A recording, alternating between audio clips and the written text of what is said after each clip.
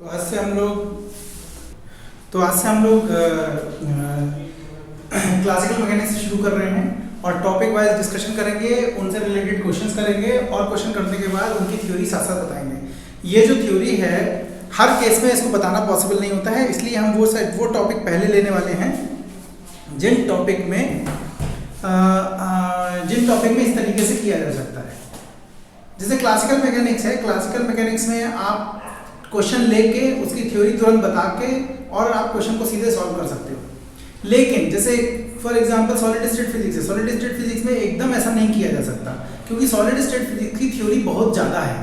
तो उस थ्योरी बहुत ज़्यादा थ्योरी है, उस थ्योरी को पहले बताना पड़ेगा और उसके बाद उसका न्यूमेरिकल करना पड़ेगा। कुछ क्वेश्चंस हैं जैसे फर्मी लेवल के क्वेश्चन हैं या फर्मी एनर्जी के क्वेश्चन हैं, नंबर ऑफ पार्टिकल्स कैलकुलेट करने हैं, वो डायरेक्ट फॉर्मूले बेसिस पे हो सकते हैं। लेकिन जैसे आपको ससेप्टिबिलिटी के बारे में समझना है या बैंड के बारे में समझना है तो उसकी थ्योरी पहले समझनी ही पड़ेगी आपको। क्वांटम मैकेनिक्स भी क्वेश्चन बेसिस पे हो सकता है। तो पहले मैं वो सारे टॉपिक लेने वाला हूँ, पहले मैं वो सारे टॉपिक उठाने वाला हूँ जिन टॉपिक्स के क्वेश्चन डायरेक्ट किए जा सकते हैं और उनकी थ्योरी क्विकली बताई जा सकती है। ठीक है, तो हम आज से शुरू कर रहे हैं क्लासिकल मैकेनिक्स। और क्लासिकल मैकेनिक्स में सबसे पहले हम शुरू कर रहे हैं कंजर्वेशन लॉज। तो क्लासिकल मैकेनिक्स में बहुत सारे कंजर्वेशन लॉज होते हैं, तो एक एक करके हम इनको डिस्कस करेंगे। कंजर्वेशन लॉज बहुत सारे हो सकते हैं, जैसे conservation of energy, conservation of momentum, I mean linear momentum, conservation of angular momentum, इस तरीके के अलग अलग टॉपिक हो सकते हैं। तो सबसे पहले हम शुरू कर रहे हैं कंजर्वेशन ऑफ एनर्जी। तो कंजर्वेशन ऑफ एनर्जी क्या कहता है? कंजर्वेशन ऑफ एनर्जी ये कहता है कि अगर कोई सिस्टम है तो उसकी टोटल इनिशियल एनर्जी और टोटल फाइनल एनर्जी इक्वल होगी। कब होगी इक्वल? जब सिस्टम डिसिपेटिव नहीं होना चाहिए, मतलब वहां पर कोई भी एनर्जी, कोई भी जो वर्क है वो लॉस नहीं होना चाहिए। जैसे एग्जांपल के तौर पे आप किसी सरफेस पे जा रहे हो और सरफेस में फ्रिक्शन नहीं लग रहा है, तो आप जब जाओगे तो जितना वर्क होगा और जब आओगे तो भी उतना ही वर्क होगा, कोई वर्क लॉस नहीं होगा।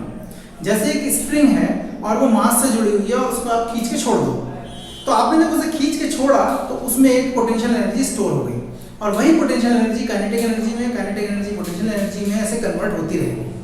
ठीक, ये एक सिंपल सी बात है। लेकिन दूसरी तरफ अगर मान लो हमारे पास सिस्टम ऐसा है जिसमें सरफेस पे फ्रिक्शन है, तो जब आप ब्लॉक को खींच के छोड़ोगे तो जब आपने छोड़ा तो उसमें पोटेंशियल एनर्जी थी, उसमें जो पोटेंशियल एनर्जी थी शुरुआत में जितनी थी, जब वो वापस जा रहा होगा तो उसका कुछ पार्ट फ्रिक्शन के अगेंस्ट काम करने में लॉस्ट हो जाएगा।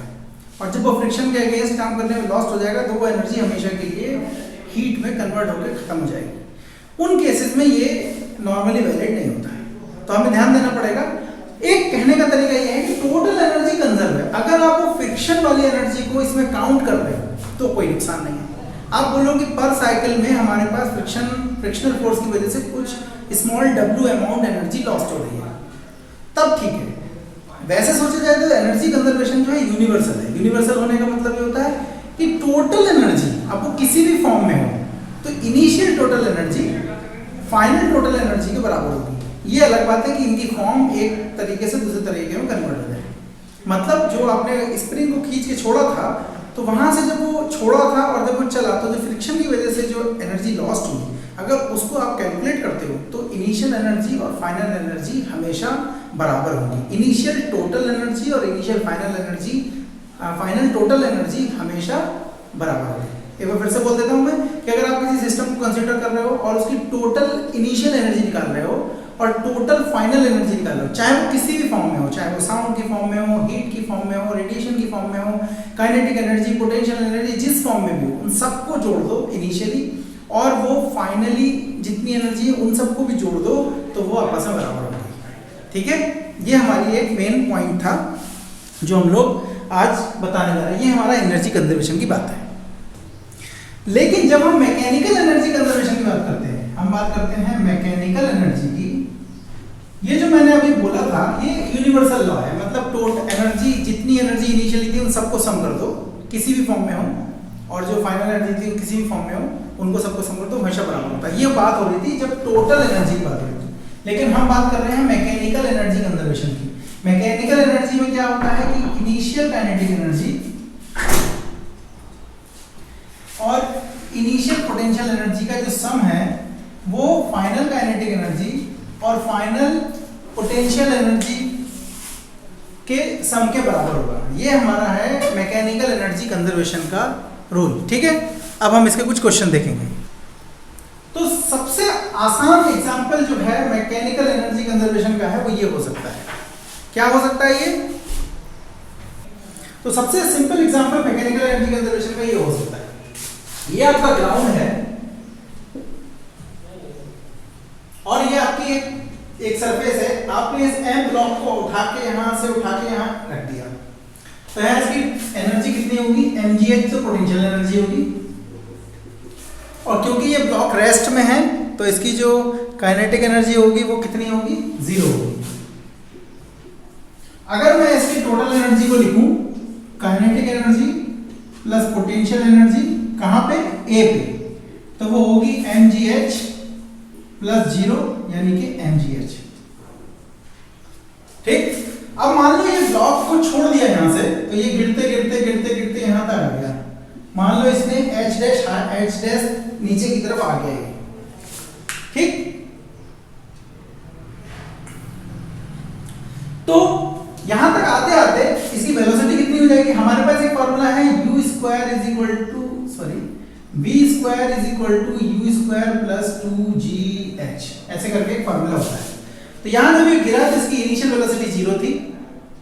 आपने देखा काइनेटिक एनर्जी इसकी 0 थी क्योंकि तो रेस्ट में था। तो जब ये यहां से गिरा तो इनिशियल वेलोसिटी 0 थी और ये कितना हाइट गिरा? h dash. तो ये h डैश हाइट गिरा और इनिशियल वेलोसिटी 0 थी, तो इसकी वेलोसिटी का स्क्वायर कितना आया? 2gh डैश यहां पे। तो अगर इसकी यहां पे काइनेटिक एनर्जी लिखोगे तो काइनेटिक एनर्जी कितनी हो जाएगी? Half mv square. v square ये है, इसको कैलकुलेट करोगे तो ये आएगा mgh डैश। ठीक, अच्छा यहाँ पोटेंशियल एनर्जी कितनी होगी? देखो पोटेंशियल एनर्जी हमेशा सरफेस से मेजर की जाती है, जो आपका रेफरेंस पॉइंट होता है। तो यहां तक आते आते इसकी पोटेंशियल एनर्जी की टोटल हाइट h थी, तो अगर ये h डैश गिर गया तो ये हाइट बची h माइनस h डैश। तो यहां पे जो पोटेंशियल एनर्जी हो जाएगी वो हो जाएगी mgh माइनस h डैश। तो ये मेरा बी पॉइंट है ना, ये मैं बी पॉइंट की बात कर रहा हूं। तो अगर मैं kinetic energy plus potential energy को बी पे देखूं तो वो कितनी होगी? उसकी काइनेटिक एनर्जी है mgh dash plus mgh minus h dash. तो ये पूरा का पूरा इस वाले टर्म से कैंसिल हो जाएगा और हमारे पास आ जाएगा mgh। तो हमने देखा कि बी पॉइंट पे भी जो हमारी एनर्जी है वो mgh ही है। ठीक है, अब जरा सी पॉइंट की बात करते हैं। जब ये यहां से यहां तक गिर गया तो इसकी वेलोसिटी कितनी हो जाएगी? इस फॉर्मूले के हिसाब से वो हो जाएगी 2gh। तो काइनेटिक एनर्जी कितनी हो जाएगी इसकी यहां पे? Half mv square is equal to mgh। ठीक, और पोटेंशियल एनर्जी यहां पे कितनी हो जाएगी इसकी? पोटेंशियल एनर्जी कितनी हो जाएगी? क्योंकि इस सरफेस से इसकी हाइट 0 हो गई है तो इसकी पोटेंशियल एनर्जी हो जाएगी 0। तो अगर आप kinetic energy plus potential energy C पे निकालोगे तो वो भी आएगी mgh। तो आपने देखा कि किसी भी टाइम पे, तो हम लोग ये बात कर रहे थे कि हमने देखा कि ए पॉइंट पे, बी पॉइंट पे, सी पॉइंट पे, तीनों जगह पे एनर्जी जो है वो बराबर आई। इससे हमें ये समझ में आया कि किसी भी टाइम पे हम उसकी टोटल एनर्जी को अगर देखें तो वो हमेशा कंजर्व रहती है। यहाँ पे हमने ये नहीं माना है कि जो पार्टिकल जो गिर रहा था उसके ऊपर कुछ एयर का फ्रिक्शन लग रहा था या कुछ भी हो रहा था, वो सब नहीं है। यानी यहाँ फ्रिक्शन कोई भी ऐसा चीज नहीं है जहाँ एनर्जी लॉस हो रही है। ठीक है, तो ये सबसे सिंपल और सबसे अच्छा एग्जांपल हो सकता है एनर्जी कंजर्वेशन का। अब हम आगे बढ़ेंगे और एक दो क्वेश्चन और देखेंगे। देखो हमारे पास एक क्वेश्चन है और हमें ये दिया हुआ है कि एक रॉड, एक चेन है जो जिसका मास पर यूनिट लेंथ, जो मास पर यूनिट लेंथ हमें दिया हुआ है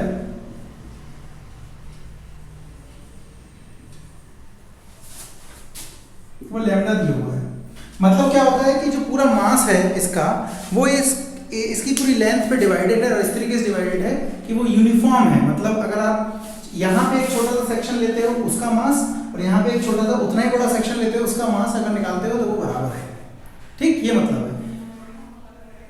ये दिया हुआ है कि ये चेन है और ये चेन जो है इसका 2/3 हिस्सा जो है ऊपर की तरफ है और 1/3 हिस्सा नीचे की तरफ लटक रहा है। मैं एक बार क्वेश्चन आपको पढ़ देता हूँ। क्या कह रहा है? 2/3 length of a thin metallic chain of mass per unit length lambda is held on a smooth table. Smooth table, ध्यान से रखिए, हम बात कर रहे हैं स्मूथ टेबल की जहां पे कोई भी फ्रिक्शन नहीं है, कुछ लॉस नहीं हो रहा है, क्योंकि हम मैकेनिकल एनर्जी कंजर्वेशन की बात कर रहे हैं। और वो कह रहा है held on a smooth table and remaining hanging off from its edge. If the chain is released what will be its speed at the moment the chain completely slips off the table. ये क्या बोल रहा है कि एक chain है और uniformly मास की चेन है, मतलब मास per unit length equally distributed है। इसका 2/3 हिस्सा इसके ऊपर है और ये फ्रिक्शन लेस सरफेस है और 1/3 हिस्सा नीचे लटक रहा है। अब ये पूछ रहा है कि बताओ कि जब ये पूरी चेन यहां से छोड़ देगी उस समय इसकी स्पीड क्या होगी। ये हमसे क्वेश्चन पूछ रहा है।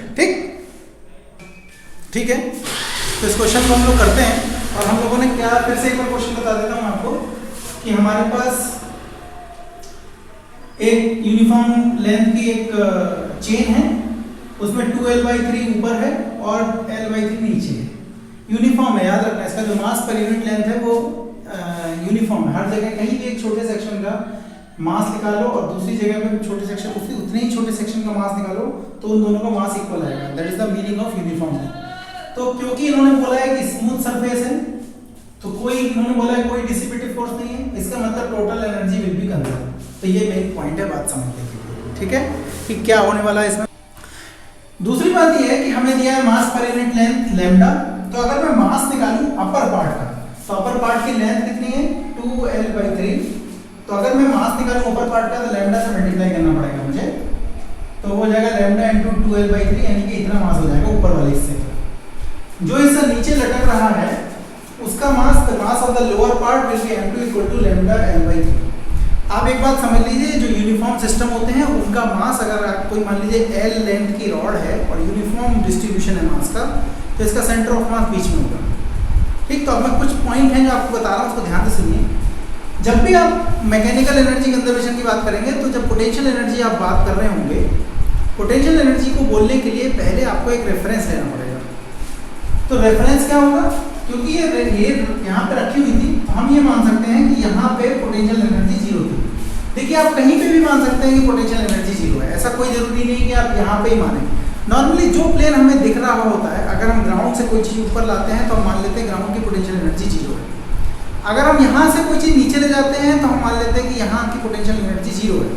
बस इतना ध्यान रखने की बात है कि जो भी रेफरेंस पॉइंट आप ले रहे हो, अगर आप उससे ऊपर जा रहे हो तो पोटेंशियल एनर्जी पॉजिटिव होगी और अगर आप नीचे जा रहे हो तो पोटेंशियल एनर्जी नेगेटिव होगी। दूसरी इंपॉर्टेंट बात यह है कि ये इसका आपने मान लिया कि ये 0 थी। अब ये जो L/3 है, क्योंकि ये यूनिफॉर्म है तो इसका सेंटर ऑफ मास इनिशियली कहाँ पे होगा?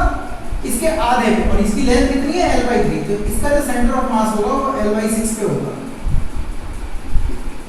कैसे निकाला मैंने? क्योंकि हमें पता है यूनिफॉर्म सिस्टम का जो पोटेंशियल, जो सेंटर ऑफ मास होता है वो उनके मिड पॉइंट पे होता है। तो क्योंकि ये पूरी रॉड, पूरी चेन ही यूनिफॉर्म है तो ये पार्ट भी यूनिफॉर्म होगा। तो अगर आप इसको थोड़ी देर के लिए देखो तो इसका सेंटर ऑफ मास L/6 पे होगा। कैसे आया? CM centre of mass initially 1/2 of the original length. Original length इस पार्ट की कितनी है? L/3। तो ये 1/2 ऑफ L/3, यानी कि ये हो गया हमारे पास L/6। तो हमने निकाल लिया कि सेंटर ऑफ मास कहाँ पे था।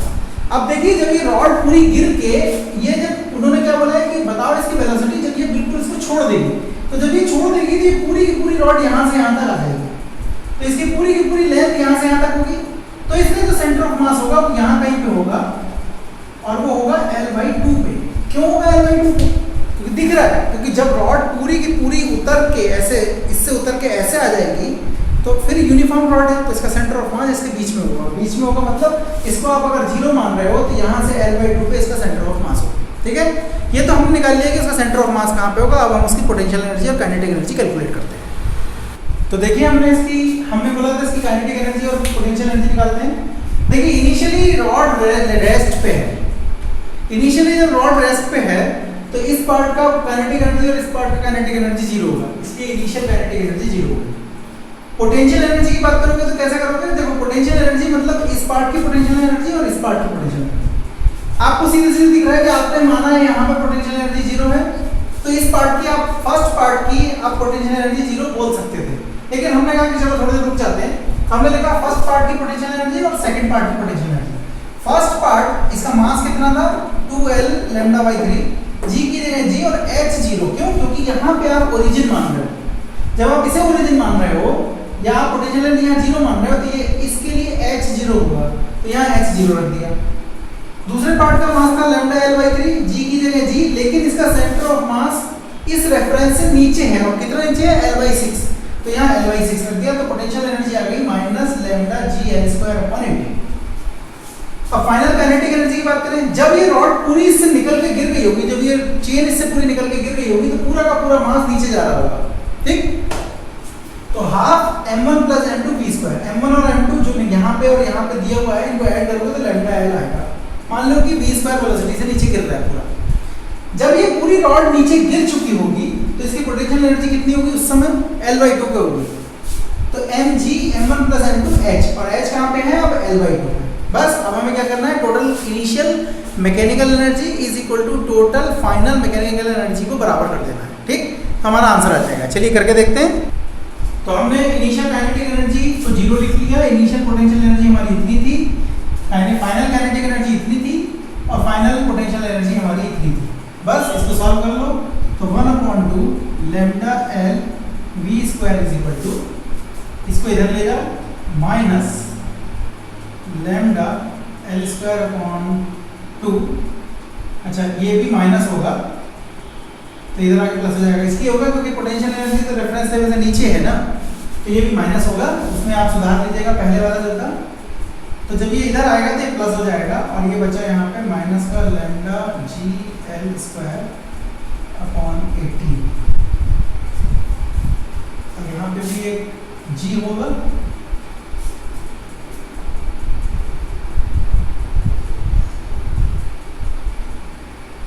ठीक है।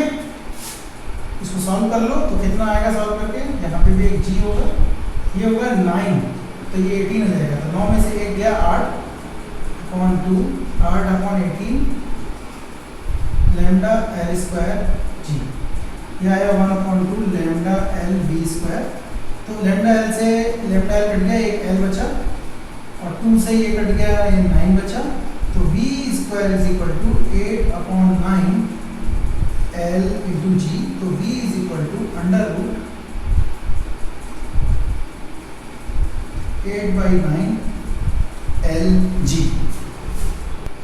तो ये हमारा आंसर हो गया।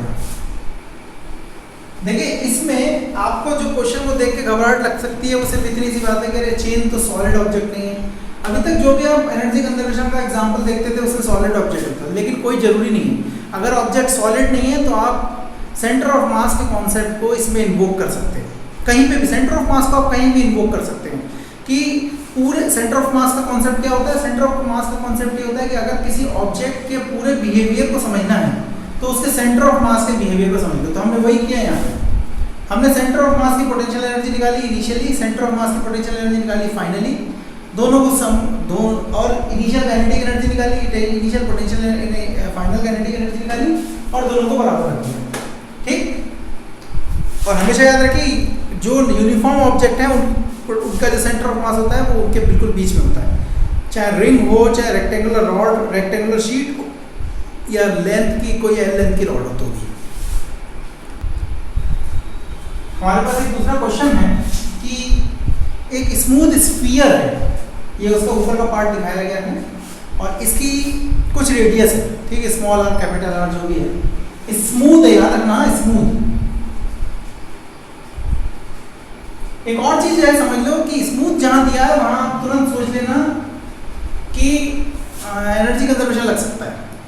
तो ये जो एक स्फीयर है इसके टॉप पे से यहाँ से एक ब्लॉक रखा है, उसको खसकाया जाता है, ऐसे रखा था, थोड़ा सा खसका दिया, खसकाने की वजह से ये इस पे फिसलने लगता है। अब एक टाइम आएगा कि ये सरफेस को छोड़ देगा, आप करके देख लो। आप जब इसको खसकाओगे थोड़ी देर बाद क्या होगा कि ये इसकी सरफेस पे के अलोंग थोड़ी देर तक इसके अलोंग चलेगा, देखो यहाँ तक इसके अलोंग चलेगा, उसके बाद सरफेस को छोड़ देगा। तो पूछ रहा है कि जब बताओ ये सरफेस को छोड़ देगा तो ये एंगल की वैल्यू कितनी है। एक बार फिर से बता देता हूँ कि एक स्फीयर है, उसके टॉप पार्ट पे कोई छोटा सा ऑब्जेक्ट रखा हुआ है, और स्फीयर स्मूथ है, मतलब फ्रिक्शन नहीं है। अब वो छोटे से टॉप पे जो एक पार्टिकल लगा हुआ उसको खसकाया जाता है, जब उसको खसकाया जाता है तो वो इस पर फिसलने लगता है। तो क्वेश्चन पूछ रहा है बताओ कि ये कितना एंगल बनाएगा वर्टिकल से जब ये इसको सरफेस को छोड़ेगा। ठीक है, ये क्वेश्चन है, चलो देखते हैं कैसे करते हैं। तो चलो देखते हैं इस क्वेश्चन को कैसे अप्रोच करना है। देखिए मैं फिर से एक बार बताता हूँ कि पार्टिकल यहाँ रखा हुआ है, पार्टिकल यहाँ रखा है, इसकी इनिशियल वेलोसिटी 0 है। अब जब ये, और हम ये मान रहे हैं कि यहाँ पे इनिशियल, यहाँ पे पोटेंशियल एनर्जी 0, ये हमारा रेफरेंस पॉइंट है, तो यहाँ पे पोटेंशियल एनर्जी 0 ले गए। अभी जब खसक के यहाँ तक आया तो वर्टिकली ये h डिस्टेंस खसक गया। मान लिया कि ये वर्टिकल से थीटा एंगल बना रहा है और इस स्फीयर की रेडियस r है। देखो जब ये r स्फीयर की रेडियस है तो ये भी r हुआ, ये भी r हुआ और ये भी r हुआ, AO जो है। ठीक है, अब जब ये इतना खसक गया और हम ये निकालना चाहते हैं कि ये हाइट कितनी है, तो देखो शुरुआत में हाइट कितनी थी r में से अगर मैं इतना घटा दूं तो मेरे को h मिल जाएगा। अच्छा ये भी रेडियस होगी, ये अगर r है, ये थीटा है, तो ये जो हुआ वो हुआ हमारे पास r cos थीटा। अब मैं आपको बताऊं पॉइंट क्या है। पॉइंट ये है कि स्मूथ सरफेस है तो आपके लिए हिंट ये है कि आप यहाँ पे एनर्जी कंजर्वेशन लगा सकते हो। एनर्जी कंजर्वेशन क्या कहता है, या तो आप लिख दो कि total initial mechanical energy is equal to total final mechanical energy. दूसरा तरीका इसी को बोलने का है कि lost in potential energy is equal to gain in kinetic energy. भाई एनर्जी तो तभी कंजर्व रह सकती है जब जो पोटेंशियल एनर्जी में लॉस हो रहा है वो काइनेटिक एनर्जी में गेन के तरीके से अपीयर हो जाए। एकदम सिंपल सी बात है, ठीक। लेकिन दूसरी इंपॉर्टेंट बात क्या है, वो बोल रहा है कि बताओ कि थीटा तब जब ये इसको सरफेस पे छोड़ेगा। याद रखिए सरफेस को छोड़ेगा तभी जब उस पर नॉर्मल रिएक्शन 0 हो जाएगा। तो हमें ये निकालना है कि कब वो नॉर्मल रिएक्शन 0 हो जाएगा। तो मान लो कि थीटा एंगल पे नॉर्मल रिएक्शन 0 हो जाएगा। अब इसका वेट नीचे की तरफ लग रहा है mg। अब इसके आगे की कैलकुलेशन देखते हैं। देखो हाइट कैसे निकलेगी, हाइट है AB, यानी कि ये किसके बराबर है, OA माइनस OB, यानी OA माइनस OB। तो OA कितना था r और OB था r cos थीटा, तो ये h हो गया r1 माइनस cos थीटा। अब loss in potential energy is equal to gain in kinetic energy. यहाँ पे पोटेंशियल एनर्जी भी 0 थी और काइनेटिक एनर्जी भी 0 थी। यहाँ पे मान लो वेलोसिटी v है इसकी, तो लॉस पोटेंशियल एनर्जी कितना हुआ, जितना ये नीचे आया, यहाँ से जितना नीचे आया h, तो कितना हुआ mgh, और h कितना है r1 माइनस cos थीटा। मान लो वेलोसिटी उस समय v थी तो ये हो गया 1/2 mv²। तो अगर यहाँ से आप v² कैलकुलेट करोगे तो इतना आएगा। अब दूसरी कंडीशन आपको मिलेगी सेंट्रीपिटल फोर्स के कंडीशन से, ठीक। चलो उसको लिख के देखते हैं। अब जरा देखिए यहाँ पे ये mg नीचे की तरफ लग रहा है, तो इसका जो कंपोनेंट सेंटर की तरफ लग रहा होगा वो होगा mg cos थीटा। मान लो यहाँ पे रिएक्शन n है। मैंने आपको उस दिन बताया था कि सेंट्रीपिटल फोर्स कोई फोर्स नहीं होता, वो एक रिक्वायरमेंट होती है। और किसकी रिक्वायरमेंट होती है, वो रिक्वायरमेंट होती है सर्कुलर मोशन की। तो यहाँ अगर पार्टिकल स्फीयर के ऊपर घूम रहा है तो बेसिकली एक तरीके का सर्कुलर मोशन कर रहा है। तो ये वाला जो फोर्स है वो और ये जो नॉर्मल रिएक्शन है वो दोनों का जो रिजल्टेंट है वो आपको सेंट्रीपिटल फोर्स देगा। तो क्या इक्वेशन होनी चाहिए, mg cos theta minus n। अब आप सोच सकते हो कि sir n minus mg cos theta क्यों नहीं लिखा। देखिए सेंट्रीपिटल फोर्स हमेशा सेंटर की तरफ होता है। जब सेंट्रीपिटल फोर्स सेंटर की तरफ होता है तो ये वाले फोर्स को बड़ा होना पड़ेगा इससे, इसलिए मैंने इसको माइनस ये लिखा। तो mg cos theta minus n is equal to mv²/r। यहाँ से आप क्या कर सकते हो, क्योंकि वो बोल रहा है कब वो छोड़ेगा, तो to leave the surface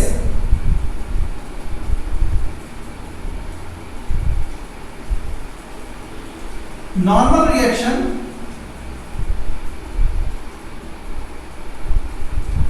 should be equal to 0, यानी कि n इज इक्वल टू 0। तो ये हो गया हमारे पास mg cos theta is equal to m/r।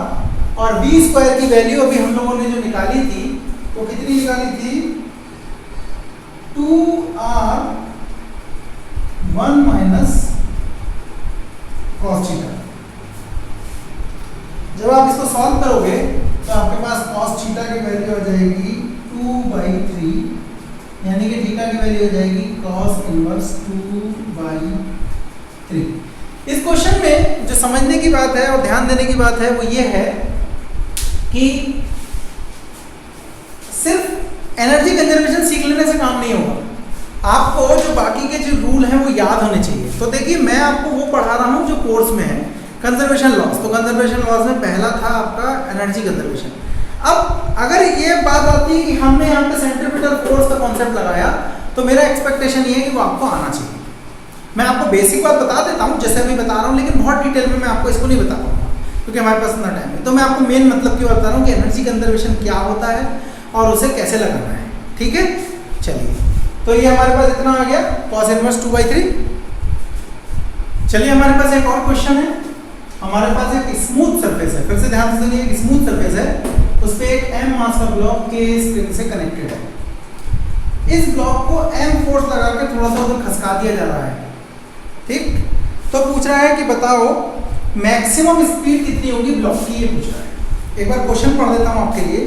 A block of mass m attached to a light spring of spring constant k on and lies on a smooth horizontal plane as shown in figure. A horizontal force F is applied to the block. Calculate maximum speed of the block. देखिए इस question को देख के आप तुरंत समझ सकते हैं कि क्या होने वाला है। सरफेस स्मूथ है तो जो टोटल वर्क डन होगा, जो टोटल जो सरफेस जो बिकॉज सरफेस स्मूथ है तो कोई भी वर्क लॉस नहीं हो रहा होगा, कोई भी एनर्जी लॉस नहीं हो रही। पहली बात ये आपके लिए तुरंत हिंट है कि आप यहाँ पे एनर्जी कंजर्वेशन की बात कर सकते हो। लेकिन एनर्जी कंजर्वेशन लगाने से पहले आपको समझना पड़ेगा कि क्या क्या चीज एनर्जी में कंट्रीब्यूट कर रही है। देखिए एक तो स्प्रिंग जब खींच रही है तो स्प्रिंग की कुछ पोटेंशियल एनर्जी होगी, आप उस पर फोर्स लगा रहे हो, उस फोर्स की वजह से एक वर्क हो रहा होगा, वो भी उसकी पोटेंशियल एनर्जी में ऐड हो जाएगा। ठीक, ये मेन चीजें हैं और कोई लॉस नहीं है। तो जो भी टोटल पोटेंशियल एनर्जी होगी या गेन इन पोटेंशियल एनर्जी होगी वही हमारे पास काइनेटिक एनर्जी की फॉर्म में अपीयर हो जाएगी। ठीक है, यहाँ तक मेन बात समझ में आई। अब चलिए इसको सॉल्व करते हैं। ठीक है, तो क्वेश्चन को डिस्कस करते हैं। देखिए जब शुरुआत में फोर्स लगाना शुरू किया होगा उस समय ब्लॉक तेजी से चल रहा होगा क्योंकि उस समय फोर्स मैक्सिमम होगा और स्प्रिंग का फोर्स नहीं लग रहा होगा।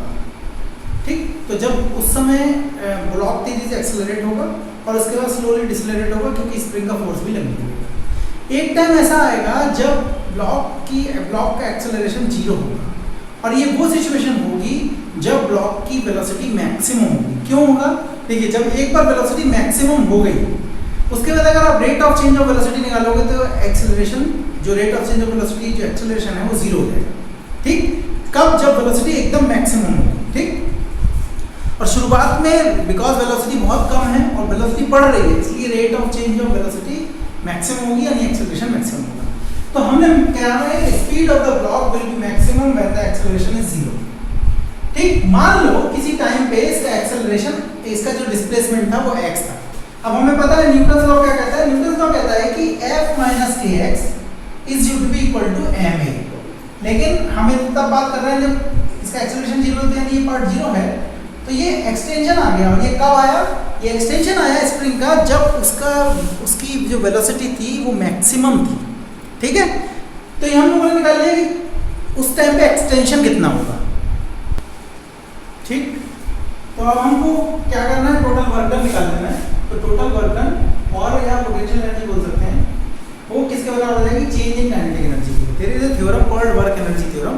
वर्क एनर्जी थ्योरम कहती है कि total work done is equal to change in kinetic energy. ठीक, तो टोटल वर्क डन किस किस के द्वारा होगा? एक स्प्रिंग के द्वारा होगा और दूसरा फोर्स के द्वारा होगा।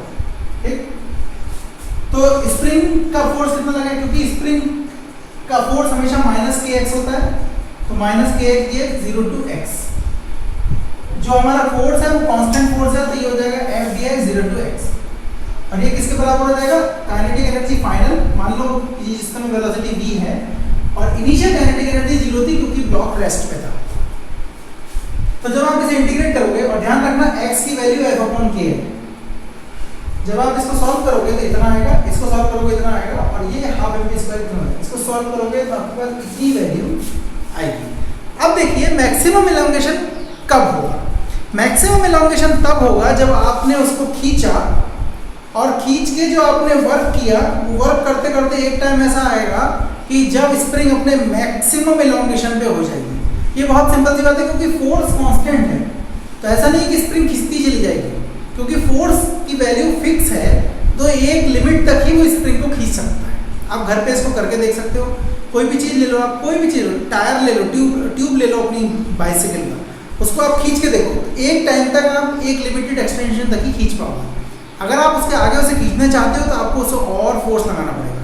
तो कहने का मतलब है कि मैक्सिमम एक्सटेंशन तब होगा जब स्प्रिंग, जब जो ब्लॉक है वो रेस्ट में आ जाएगा। तो यहाँ तक हमें वेलोसिटी मिल गई। अब अगर हमें निकाल लें कि मैक्सिमम एक्सटेंशन कितना है तो हमें इसका फाइनल आंसर भी मिल जाएगा। ठीक है, अब हम बात करते हैं मोमेंटम कंजर्वेशन की। तो पहला था हमारा एनर्जी कंजर्वेशन, दूसरा है मोमेंटम कंजर्वेशन। मोमेंटम कंजर्वेशन की बात करने से पहले जरा एक बार न्यूटन सेकंड लॉ के बारे में बात कर लेते हैं। न्यूटन सेकंड लॉ ये बोलता है कि rate of change of linear momentum is equal to the net force applied of the object. तो अगर मान लीजिए कोई एक सिस्टम है, उस सिस्टम में बहुत सारे पार्टिकल हैं अगर, ठीक, और उन सबका मोमेंटम अगर मैं वेक्टर सम करके निकालूं तो वो p है। तो अगर rate of change of v निकालूं तो ये इसके बराबर आएगा। अब मान लो किसी वजह से कि जो हमारा नेट फोर्स है वो 0 हो जाता है,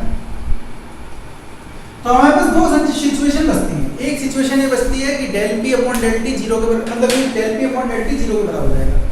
इसका मतलब ये हुआ कि मोमेंटम, एक तो तरीका है कि मोमेंटम 0 है। 0 है का मतलब कि पूरे सिस्टम के पार्टिकल इस तरीके से चल रहे हैं कि अगर एक दाएं में चल रहा है तो दूसरा बाएं में चल रहा है, जिससे कि सिस्टम का इनिशियल मोमेंटम ही जो पूरा सम करके जो मोमेंटम आ रहा था वो 0 हो जा रहा था। वो कब होगा? जब पार्टिकल रैंडमली मूव कर रहे होंगे। जैसे आप एक गैस मान लीजिए जिसमें सारे पार्टिकल रैंडम मोशन में, तो उसके जो पार्टिकल्स का जो मोमेंटम है, नेट मोमेंटम है, वेक्टर सम, वो 0 है। और आप देख रहे हो उनके बीच में कोई फोर्स नहीं लग रहा है, तो वो ठीक है। दूसरा तरीका ये कि जरूरी नहीं है कि अगर dp/dt 0 है तो p को 0 ही होना पड़ेगा। ये भी हो सकता है कि p कांस्टेंट हो, और अगर p कांस्टेंट होगा तो हमारे हिसाब से p initial is equal to p final. इसका क्या मतलब हुआ कि मान लो किसी सिस्टम में बहुत सारे पार्टिकल्स हैं और उन बहुत सारे पार्टिकल्स का कुछ मोमेंटम है, तो उन सब का वेक्टर सम कर लो, p1 p2 p3 s pn। ये इनिशियली जब आपने सिस्टम को देखा था, और उसके बाद p1 p2 p3 pn finally, ये दोनों बराबर होंगे। याद रखिएगा कि ये कहता है कि इनिशियल मोमेंटम का जो सम है वो फाइनल मोमेंटम के सम के बराबर होगा। इसको समझने का एक दूसरा तरीका ये भी हो सकता है कि ये कह रहा है कि मोमेंटम का रीडिस्ट्रीब्यूशन हो रहा है। हो सकता है कि एक पार्टिकल जो स्लो था वो फास्ट हो जाए, जो फास्ट था वो स्लो हो जाए। ठीक है, तो ये हमारा मोमेंटम कंजर्वेशन की बात है। अब इसमें सबसे इंपॉर्टेंट चीज़ क्या है, जैसे जब आप एनर्जी कंजर्वेशन कर रहे थे, खासतौर से मैकेनिकल एनर्जी कंजर्वेशन, तो आपका ध्यान इस बात पे था कि जो हमारे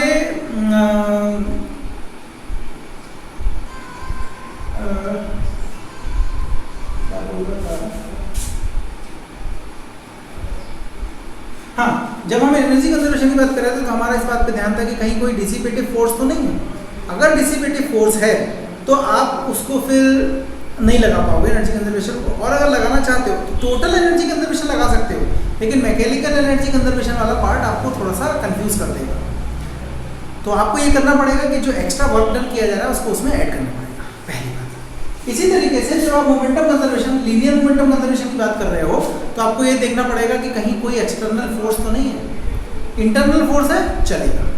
इंटरनल फोर्स क्या होते हैं, एक्सटर्नल फोर्स क्या होते हैं, मैं आपको 1 मिनट में बताता हूँ। देखिए, मान लीजिए कि आपकी ये अर्थ है और ये आपकी बॉल है, स्मॉल मास m की, और ये कैपिटल मास m की। ये बॉल अर्थ की तरफ गिर रही है। तो जब ये बॉल अर्थ की तरफ गिर रही है, नीचे की तरफ, तब जब आप अर्थ से देख रहे हो, ठीक, लेकिन अगर आप इससे देख रहे हो, या दूसरी तरीके की बात एक और ये है कि ये नीचे गिर रही है, क्यों? क्योंकि अर्थ इसे अट्रैक्ट कर रही है, एक फोर्स है, वो कितना होगा, capital G small m capital M upon r। मान लो इनके बीच की डिस्टेंस r है, इस फोर्स से अट्रैक्ट कर रही है। अगर आप इस पे खड़े हुए हो तो आपको लगेगा कि अर्थ आपकी तरफ गिर रही है, और क्यों गिर रही होगी, क्योंकि आपको पता चलेगा कि भाई इस पे तो एक फोर्स लग रहा है, और वो कितना लग रहा होगा, इतना लग रहा होगा। तो मजे की बात है कि ये ऑब्जेक्ट इसको इधर फोर्स से जिसके खींच रहा है उतने ही फोर्स से अर्थ इसको इधर से खींच रही है। लेकिन आपको पता है कि फोर्स इज इक्वल टू होता है m इंटू ए बॉल और m capital M into acceleration of earth.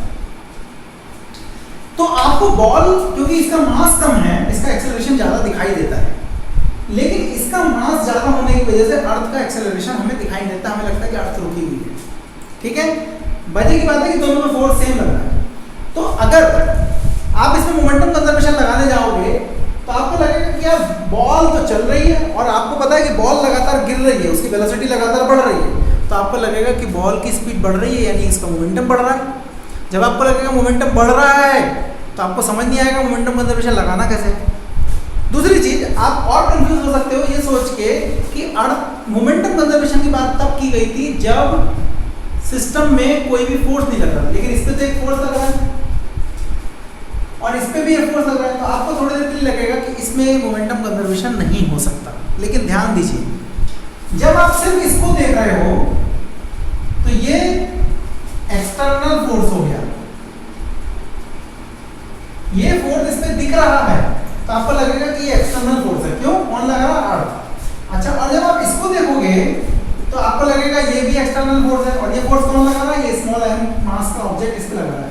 तो जब इन दोनों को इंडिविजुअली देखोगे तो आपको लगेगा कि उन पे एक्सटर्नल फोर्स लग रहा है। लेकिन थोड़ी देर के लिए आप बाहर खड़े हो जाओ और इस पूरे को एक साथ देखो। आप यहां से खड़े होकर इसको देखो,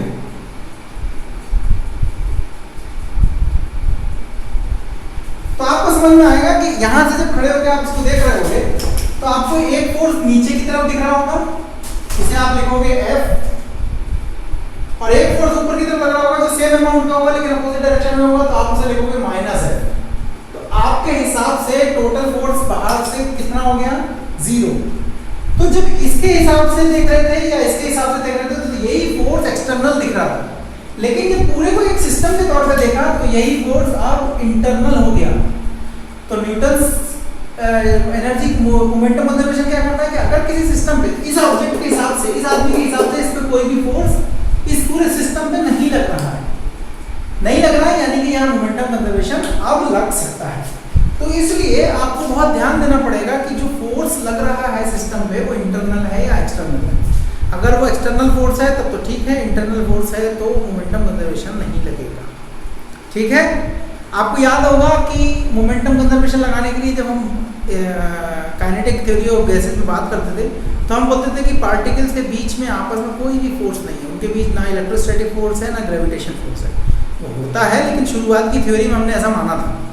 तो आप यहाँ मोमेंटम कंजर्वेशन तब लगा सकते हो जब इसको पूरे को एक सिस्टम मानो, और सिस्टम मानने पे ये दोनों एक्शन रिएक्शन पेयर के तरीके से एक दूसरे को कैंसिल कर देंगे। इंडिविजुअली देखोगे तो गड़बड़ हो जाएगा।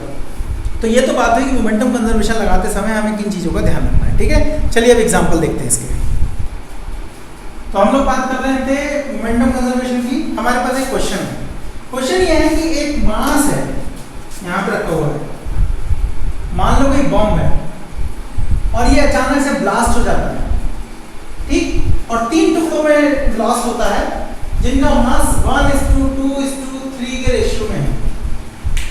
मतलब एक का मास तुम मान सकते हो 3m, एक का मास मान सकते हो 2m और एक का मास मान सकते हो m। क्या बोल रहा है कि एक मास यहाँ पे रखा हुआ है और वो 3 टुकड़ों में डिवाइड हो जाता है, उनका रेशियो क्या है? 1:2:3। ये दिया हुआ है पहली बात। दूसरी बात ये दी हुई है कि ये जो तीनों हैं ये एक ही प्लेन में मूव कर रहे हैं ब्लास्ट होने के बाद। एक ही प्लेन मतलब सब ऐसे XY प्लेन में है। दूसरी बात ये बोल रहा है कि ये जो तीनों आपस से जो एंगल बना रहे हैं वो इक्वल है। तो अगर टोटल एंगल 360 डिग्री होता है तो इक्वल एंगल कितना हो सकता है? 120 डिग्री, 120 डिग्री, 120 डिग्री। इसके अलावा तीसरी इंफॉर्मेशन दी हुई है, मान लो ये मास हमारा m है, ये वाला 2m है और ये वाला 3m है। तीसरी इंफॉर्मेशन जो दी हुई है वो दी हुई है कि जो हैवीएस्ट मास का जो टुकड़ा है इनमें से तीनों में से जो सबसे बड़ा टुकड़ा है वो v0 वेलोसिटी से चल रहा है। ठीक है, ये हमको इन्होंने इंफॉर्मेशन दी हुई है। तो बोल रहा है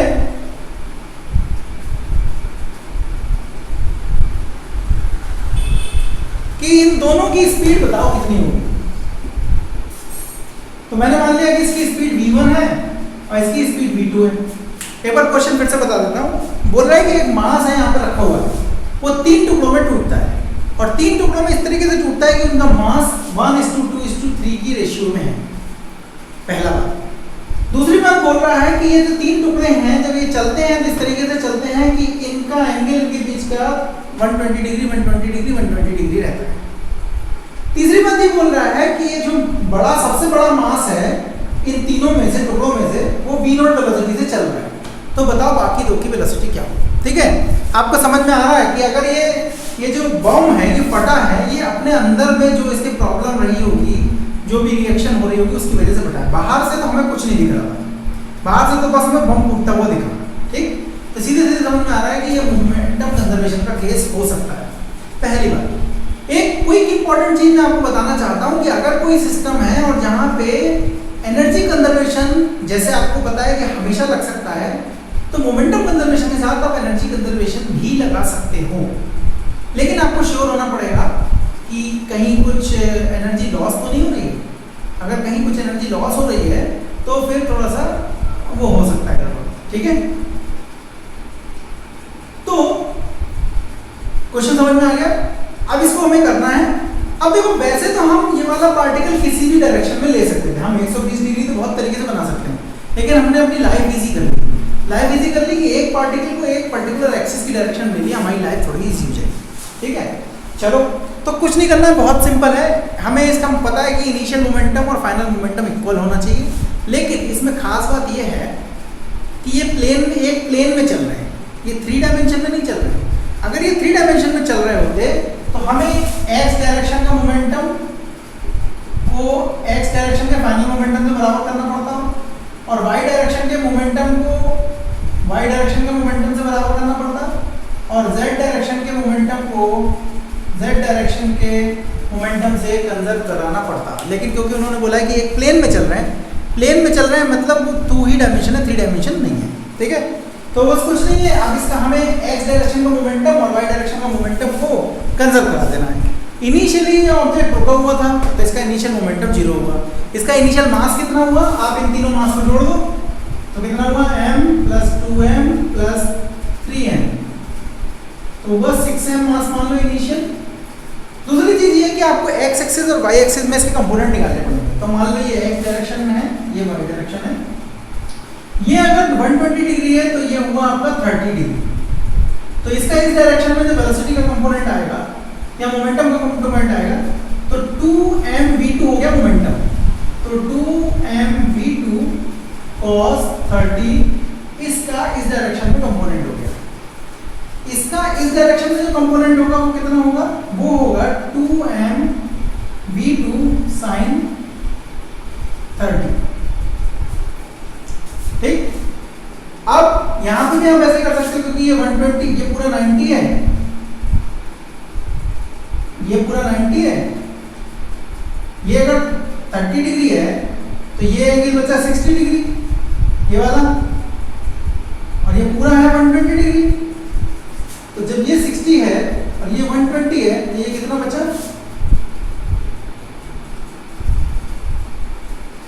कैसे पता मुझे, देखो ये टोटल एंगल 120 है और हमें पता है ये 90 है, ये 90 है तो ये 30 बचा।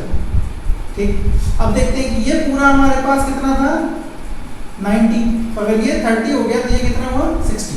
जब ये 60 हो गया, ये पूरा 120 था तो ये कितना बचा 60। अब इसका इस डायरेक्शन में कंपोनेंट कितना आएगा, ये आएगा 3mv0 cos 60, इसका इस डायरेक्शन में कंपोनेंट, और इसका इस डायरेक्शन में जो कंपोनेंट आएगा वो आएगा 3mv0 sin 60।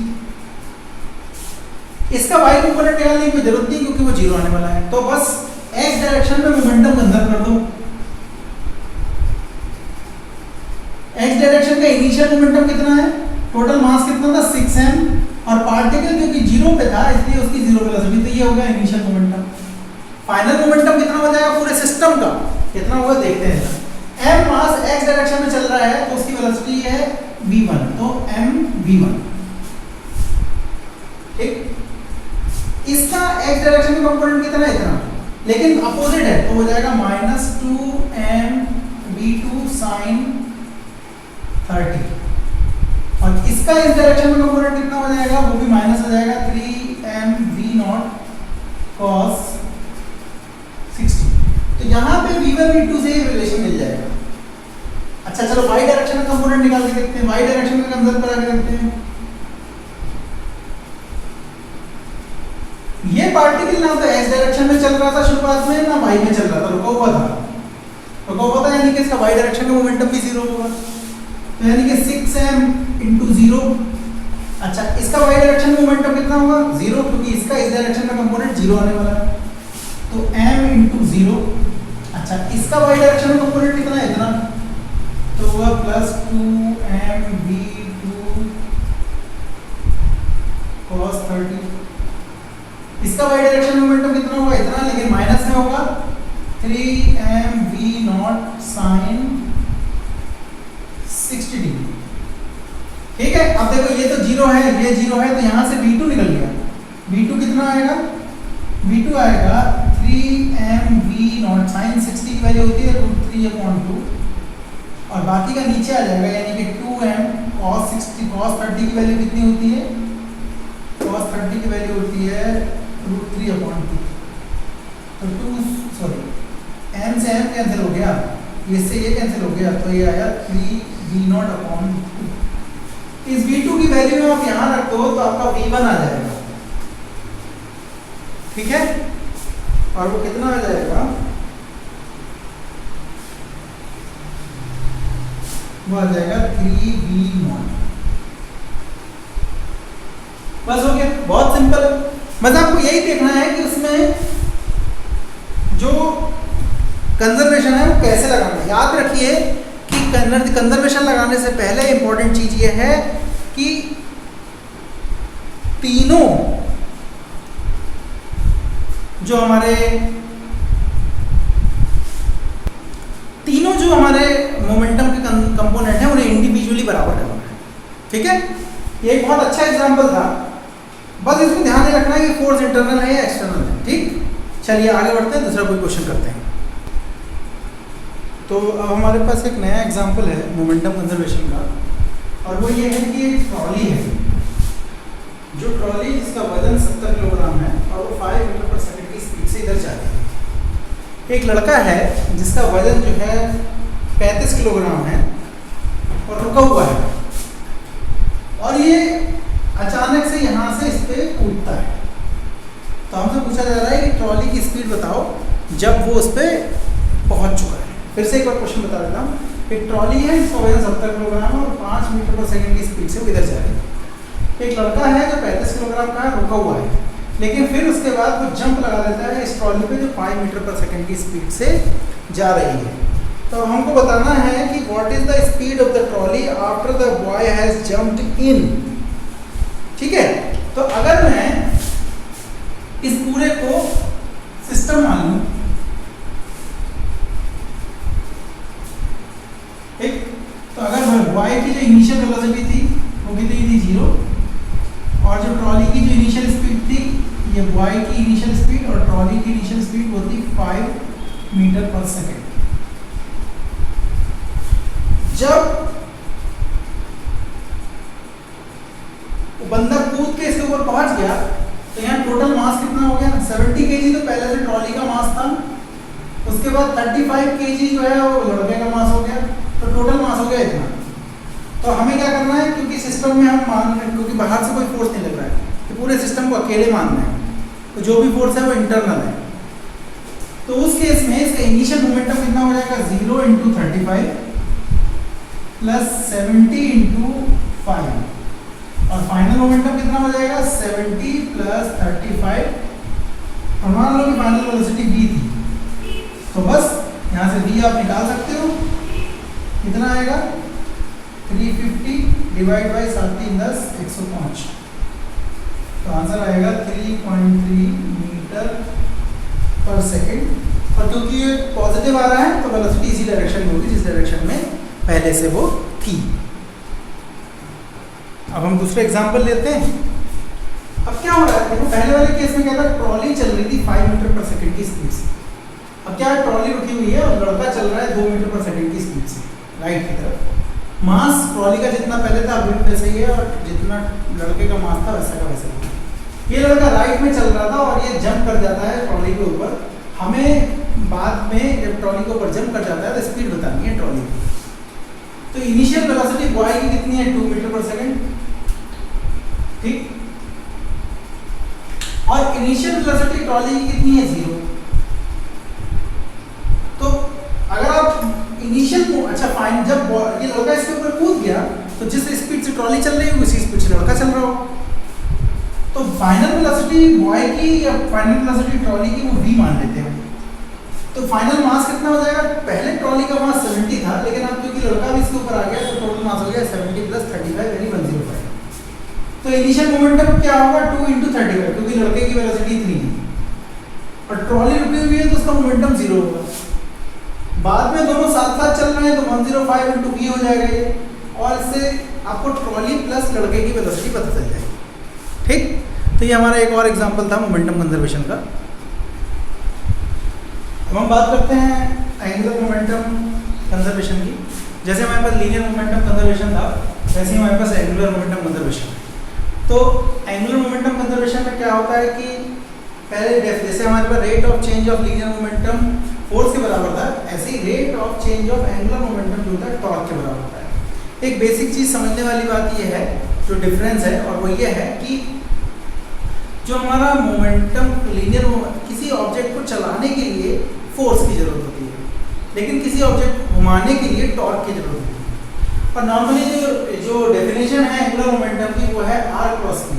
Basically the movement of linear momentum is called the angular momentum. Torque की डेफिनेशन है the movement of the force is called the torque. तो हमें तो पता है कि dl/dt is equal to tau होता है, मतलब rate of change of angular momentum is equal to the torque applied on the system.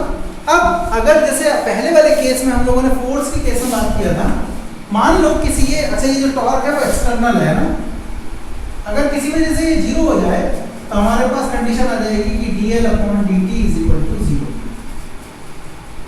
अब dl/dt इज इक्वल टू अगर 0 हो जाएगा तो यहाँ पे दो केस हो सकते हैं। एक तो एंगुलर मोमेंटम 0 है तो मतलब सब रुका हुआ है। दूसरा तरीका ये हो सकता है सोचने का कि पूरे सिस्टम का सेटअप ऐसा है कि जितना एक का एंगुलर मोमेंटम है उसके दूसरे सिस्टम का जो एंगुलर मोमेंटम है जस्ट डबल है, या वो अपोजिट डायरेक्शन में सभी, तो टोटल मोमेंटम एंगुलर मोमेंटम 0 दिख रहा है। दूसरा तरीका ये हो सकता है कि एंगुलर मोमेंटम तो नेट मोमेंटम 0 हो गया। दूसरा तरीका हो सकता है कि एंगुलर मोमेंटम इंडिविजुअल पार्टिकल का है और जब कुछ सिस्टम में चेंज आ रहा है तो जो हमारा एंगुलर मोमेंटम है वो चेंज हो जा रहा है। तो ये बताता है कि rate of change of angular momentum a constant होगा, 0 के बराबर होगा, और उसका मतलब ये है कि एंगुलर मोमेंटम कंजर्व रहेगा किसी सिस्टम में। आप लोगों ने एक बहुत फेमस एग्जांपल सुना होगा कि एक राउंड टेबल है और जो रोटेट हो रही है, इसके ऊपर एक लड़की खड़ी हुई है, उसके हाथ में 2 डंबल हैं। तो वो क्या करती है, वो ऐसे करके घूम रही है, ऐसे करके घूम रही है, ठीक, किसी स्पीड से घूम रही है, और थोड़ी देर बाद वो अपने हाथ को ऐसे घुमा लेती है। तो क्या हो रहा है कि ये जो एंगुलर मोमेंटम होता है L is equal to constant, ठीक। तो L is equal to constant मतलब final angular momentum is equal to initial angular momentum, और एंगुलर मोमेंटम होता है I × ओमेगा, ठीक। तो जब वो ऑब्जेक्ट को ऐसे लेके खड़ी हुई है तो ये अगर सेंटर ऑफ एक्स रोटेशन है तो मास का जो यहाँ से यहाँ तक डिस्टेंस है वो कम है, तो इस पूरे सिस्टम का जो एंगुलर मोमेंटम होगा वो कम होगा। जब कम होगा, अब L तो कांस्टेंट है, जब एंगुलर मोमेंटम कम होगा, सॉरी जब मोमेंट ऑफ इनर्शिया कम होगा तो ओमेगा ज़्यादा होना पड़ेगा क्योंकि ये तो कांस्टेंट है। फिर जब वो अपने हाथ खोल ले रही है तो क्योंकि यहाँ एक्सिस से डिस्टेंस बढ़ जा रही है, बढ़ने की वजह से mr² बढ़ जा रहा है, यानी कि मोमेंट ऑफ इनर्शिया बढ़ जा रहा है, तो ओमेगा कम हो जाएगा। इस कॉन्सेप्ट का इस्तेमाल जो है एथलीट करते हैं, जब भी वो पानी में डाइव करते हैं तो वो अपने आप को फोल्ड कर लेते हैं। फोल्ड कर लेने से क्या होता है कि वो जितना टॉर्क उनकी बॉडी में है, क्योंकि बाहर से तो कोई टॉर्क लग नहीं रहा है, वो क्या करते हैं, अपनी बॉडी को फोल्ड कर लेते हैं और फोल्ड करने की वजह से एंगुलर मोमेंटम कंजर्वेशन की वजह से उनकी रोटेशन स्पीड बढ़ जाती है। आपने ऐसा देखा होगा, जो जिम्नास्ट है वो भी करते हैं, और आपने देखा होगा जो पानी में डाइव करते हैं ओलंपिक्स में वो भी ऐसा करते हैं। ठीक, तो ये हमारा एंगुलर मोमेंटम का हुआ। एक क्वेश्चन हम क्विकली इसके बारे में देख सकते हैं कि कैसे करने वाले हैं हम लोग।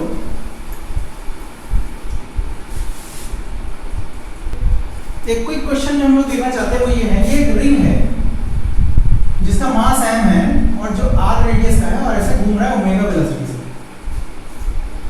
ठीक, अब क्या किया गया, इसको पूरे सिस्टम को बिना डिस्टर्ब किए गए यहाँ पे दो पार्टिकल्स रख दिए गए, इसका मास m है और इसका मास भी m है। ठीक, शुरुआत में ये रिंग घूम रहा था और उसका एंगुलर वेलोसिटी ओमेगा था। तो रिंग का अपनी परपेंडिकुलर एक्सिस के अलावा अराउंड जो मोमेंट ऑफ इनर्शिया होता है वो कितना होता है, m/r²। और इसकी इनिशियल वेलोसिटी कितनी हुई, ओमेगा, एंगुलर वेलोसिटी। अब क्या किया गया, इसमें हल्के से दो मास, एक मास m इधर रख दिया गया, एक मास m इधर रख दिया, डायगोनली अपोजिट। तो पूछ रहा बताओ नया एंगुलर वेलोसिटी क्या होगा सिस्टम का। तो नया पहले निकाल लो, क्योंकि सिस्टम में कोई टॉर्क तो लग नहीं रहा है, इसका मतलब एंगुलर मोमेंटम कंजर्व होगा। तो अब अगर हम ये निकाल लें कि फाइनल एंगुलर ये मोमेंट ऑफ इनर्शिया कितना होगा, कितना होगा, रिंग का मोमेंट ऑफ इनर्शिया हुआ m/r², इसका हुआ m/r², और उस वाले का भी कितना हुआ, m/r²। थोड़ा सिंपल करने के लिए इसको भी कैपिटल M ले लेते हैं थोड़ी देर के लिए, तो थोड़ा कैलकुलेशन इजी हो जाएगा। कोई जरूरी नहीं है लेंगे हम इसको सेम। तो ये हो गया 3m/r², ये हो गया I2। तो हमें ओमेगा 2 निकालना है। तो हमें पता है कि L कांस्टेंट है। कैसे पता, क्योंकि कोई टॉर्क नहीं लग रहा है, हमने बहुत हल्के से रख दिया इसको। तो इसका initial angular momentum is equal to final angular momentum. ये किसके बराबर हो जाएगा, I1 ओमेगा 1, और ये बराबर हो जाएगा I2 ओमेगा 2। I1 कितना है हमारे पास, m/r² ओमेगा, और I2 कितना है, 3m/r² और ओमेगा 2। तो m/r² से m/r² कट गया, ओमेगा 2 हो जाएगा ओमेगा/3। ये कोई एग्जांपल है हमारे पास एंगुलर मोमेंटम कंजर्वेशन का। ठीक है, हम इसमें देखो इन सारे जो कॉन्सेप्ट है इसमें बहुत सारे क्वेश्चंस कर सकते हैं, लेकिन बात यह है कि आइडिया पकड़ने की। आप 100 क्वेश्चन करके भी ऐसा महसूस कर सकते हो कि आपको कुछ समझ में नहीं आया, और जस्ट आप 10 क्वेश्चन करके ऐसा महसूस कर सकते हो कि अब मैं कोई भी क्वेश्चन कर लूंगा। ठीक, तो इसलिए अब क्लास में प्रॉब्लम ये है कि आप बहुत ज़्यादा क्वेश्चन करा नहीं सकते। तो अभी हमने ये कराया है कि आज एक एनर्जी कंजर्वेशन, मोमेंटम कंजर्वेशन और एंगुलर मोमेंटम कंजर्वेशन की बात कर ली है। और वीडियो जो है हमारा 1 घंटे का हो गया, ये ऑलरेडी बहुत बड़ा वीडियो हो गया होगा। तो अब मैं इस वीडियो को स्टॉप कर रहा हूँ और इस वीडियो को अपलोड करके मैं दूसरा वीडियो रिकॉर्ड करूँगा जो मेरा inertial and non inertial system पे होगा, स्पेशल थ्योरी ऑफ रिलेटिविटी होगा।